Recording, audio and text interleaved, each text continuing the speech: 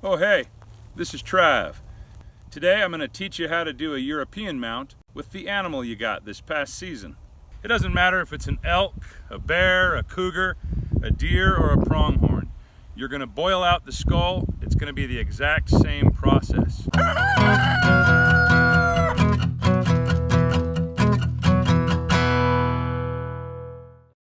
Now if you're like me, you may not be able to afford getting a shoulder mount from a professional taxidermist. That's pretty expensive.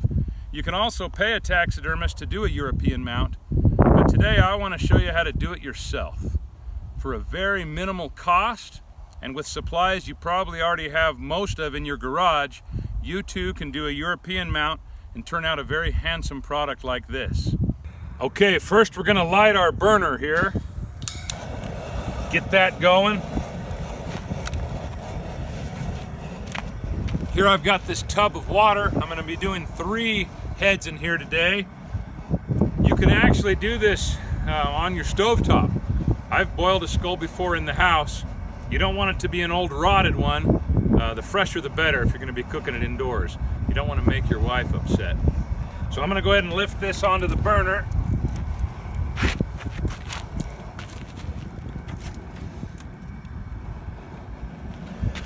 Now, I've got 3 different heads I'm going to boil today. Here's a 2-point that my son shot just a few days ago. Here's a 4-point my neighbor John got, and he skinned the face off. And then here's a pronghorn from about 3 weeks ago, which is full of maggots. And I wanted to do this to show you that it doesn't matter if your animal has been laying around a while, starting to dry out, got maggots in it. A lot of times you'll see there'll be blowflies up in the nasal cavity of a deer, and doesn't matter at all. Put them in the water, boil them up, and you can still end up with a nice European mount. Won't be long before this water's hot. We're gonna take this deer skull and set it in here. I used to worry about the bases, getting them in the water. Is that gonna mess up my mount? And the answer is no. So put this other deer head in the water, ears, hide, and all. You'll find that it wants to float. There's still a lot of air pockets in there. And we'll put this pronghorn head in as well. I'm actually going to adjust these just a little. Now we'll just give them some time to cook. Some of you may remember when we were kids, in the bathroom you'd go to get soap, and it was borax or peroxide. It was a white powder, came out, you washed your hands with it. It has a whole bunch of purposes. You can use this stuff for taxidermy and birds and mammals, to put this on the hide to cure it, but it's also excellent for breaking down fats. We're just going to go ahead and dump about a half a box into the water.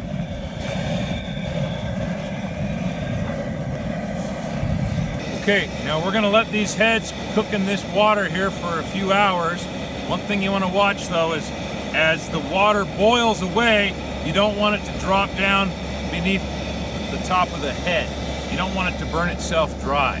It can ruin the bones on the skull itself. And so just check the water from time to time and add water as necessary. I wanted to just talk about trophy for a minute. I've never been a trophy hunter.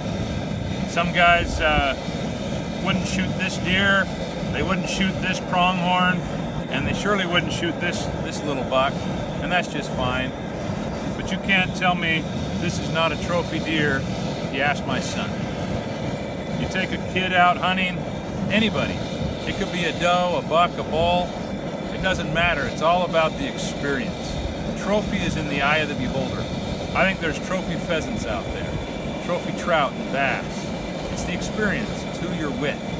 Just to measure an animal on the size of its antlers or its horns seems like you're taken away from the entire experience, what hunting's all about. So essentially what you're doing by putting the head in a pot of water like this to boil is making soup. You're just boiling the flesh off of the bone. If you leave it in there for a really long time, sometimes the teeth will fall out, the nasal bones will come out, and you can glue those back in. But by cutting the face off ahead of time, by cutting the skin off of the face, you're speeding up the process. You'll notice my neighbor John has removed most of the flesh, the eyeballs. That will decrease the time that you need to cook that head. The beauty, should you find a treasure trove like this, maggots, when you're gonna go process your head, is you can give these to the chickens. We've got free-range chickens, and they love a pile of maggots. They'll gobble those up like, well, like ice cream, like candy. All right, these heads have been in the water for a few hours now. Water's boiling real well. Getting in here, and this is the deer skull that the face had been removed. Look how well it's coming along. Most of the flesh is off. And I'm going to show you, you can see the nose of the pronghorn right here showing through the upper jaw and lower. Look at that deer, that's looking real nice. Some of this stuff really hangs on tight. You have to get in there and dig it off. Here's a few simple tools we'll use to clean the flesh and things off these skulls. Just a knife, screwdriver, got a pair of needle nose and linesman's pliers. Here's a wire I've just bent a loop around on the end. We can get up in there, brain cavity, dig. Just basic, simple stuff you already have in your garage.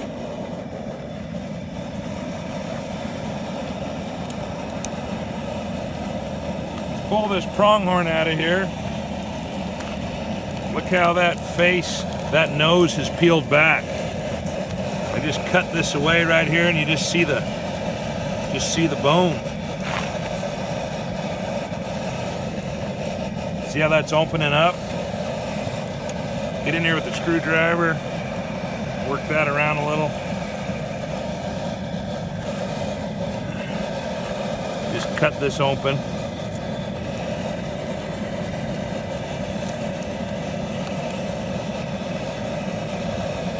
Look at that beautiful skull underneath, looking fantastic. I can grab that with my hands, still pretty hot. Use a pair of pliers here. Peel that away. We'll just keep working at it. You got a hungry dog nearby or some chickens, they'll gobble this stuff up. Okay, I want to show you on the lower jaw. See this pronghorn, how the lower jaw, we've cut it away, okay? I cut that lower jaw away so everything in here can get cooked. I'm gonna do that here on the deer. Okay, got a lot of muscle through here. There's the tongue, roof of the mouth. I'm gonna grab that lower jaw, just pull back, open it up. Now, if you wanna keep that for your, if you wanna keep that lower jaw for your mount, that's just fine. Just put it back in the pot. If you're not interested, you can just discard that. Well, I brought a bunch of tools out, but I ended up using my hand more than anything else, my own fingers. Just getting in there. See that cartilage around the nose? Peeling that away. I can use that wire and needle nose and some of these other tools, getting up in some of these little holes to clean out some of it, but a lot of times just loosen up with the knife and you can get in there with your finger. Works better than anything else.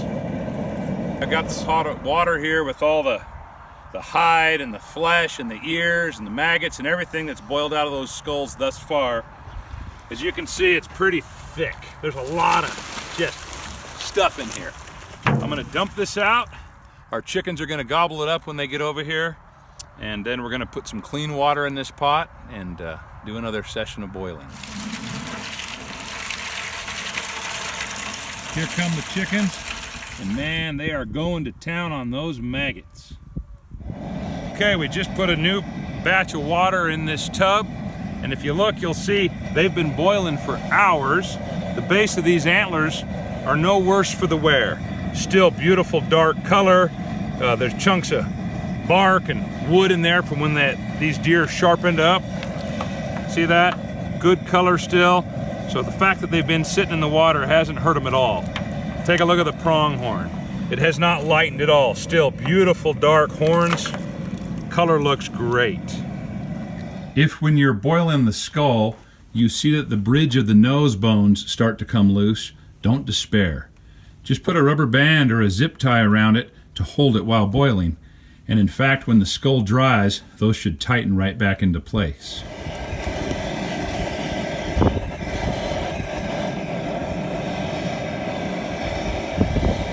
So we're getting the back of the skull cleaned off. This is where a lot of meat really gets, well, it really adheres to the bone. Pretty tough to dig that off. I've just been working it off of there. And now I'm reaching in, busting the brain up in there, and I can pull pieces out with this wire with a loop on the end. Already got a real nice skull. If you wanted to just hang it on the wall like that, it would be just fine. You don't have to use the hydrogen peroxide, which we're going to use next. Peace and quiet. Well, here's a pronghorn skull from about a year ago. It has had nothing done to it. This is the true poor man, resourceful way to get a European mount skull. Just set it in the great outdoors. I've got these two heads about as clean as I can get them. So I've just pulled these out of the hot water outside, but if you hadn't, you can go ahead and get your sink as hot as it'll go, and I'll just rinse the skulls off. That hot water wets the bone and also kind of opens up the pores, I think, so it'll accept the hydrogen peroxide a little bit better. Here in the sink, and this is a 3% hydrogen peroxide solution I bought at the grocery store. Just the same stuff you'd use if you put it on a scratch or a cut on your hand. Pour it anywhere that the white bone is dry or just plain bone. I'm going to put the hydrogen peroxide. I even put it on the bottom. I don't have to. You're probably not going to see that, but I want it to lighten up everything equally. Again, you don't have to use hydrogen peroxide at all. You just boil the skull and put it on the wall. Might look kind of nice, somewhat yellowed, and the way it would look in nature if you just set it out for months. But the hydrogen peroxide lightens it up just a little. You can get stronger solution, at least people at the hair salon can, and I've never used that. I've just used the grocery store 3%. It works just fine. I coat the entire skull with the hydrogen peroxide, top and bottom. Drop some down into that nasal cavity. I can hear it fizzing and bubbling away.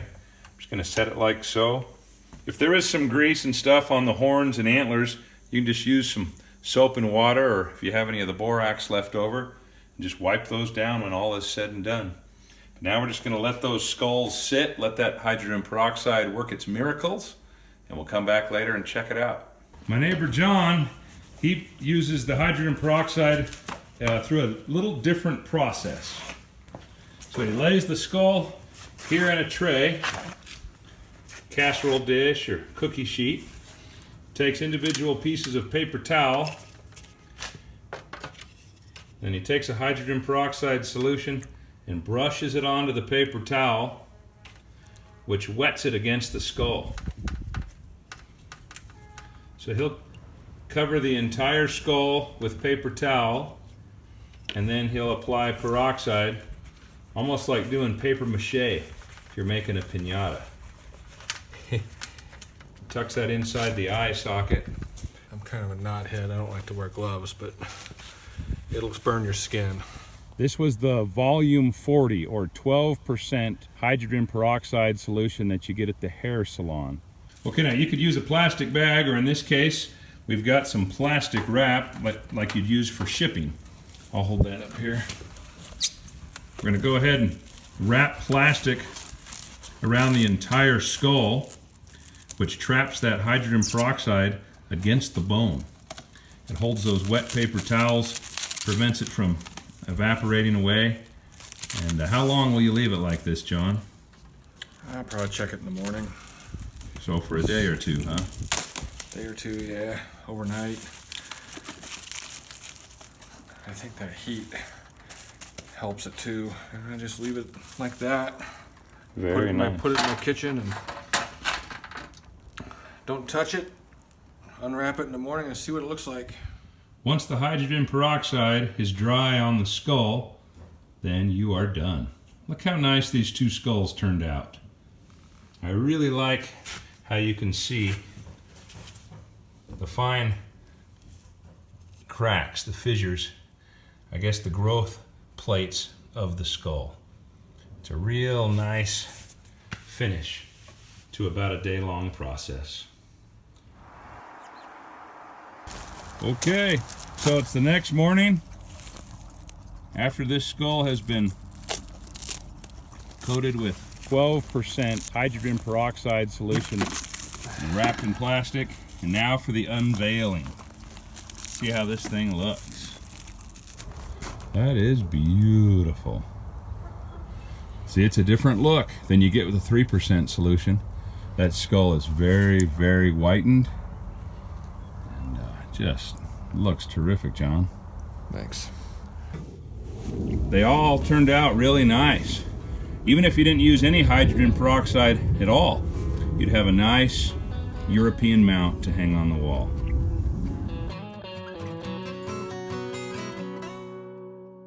Well, here's some other skulls that my neighbor John and I have boiled over the years. Here's an American black bear, red fox, a cougar, good old mountain lion skull. Here's a mule deer skull that my neighbor John has built a wooden plaque for. Looks real nice when he displays it. Here's a badger skull, again on a nice wooden plaque. Doesn't that look nice? Here's a mallard drake. That's on a piece of, looks like granite.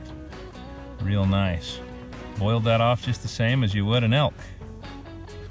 Here's a coyote skull. Sure turned out nice on that plaque. And then another mule deer. My neighbor John included the 308 shell casing there from the deer itself. Very, very nice to display. Respectful to the animal, and the cost again is almost nothing.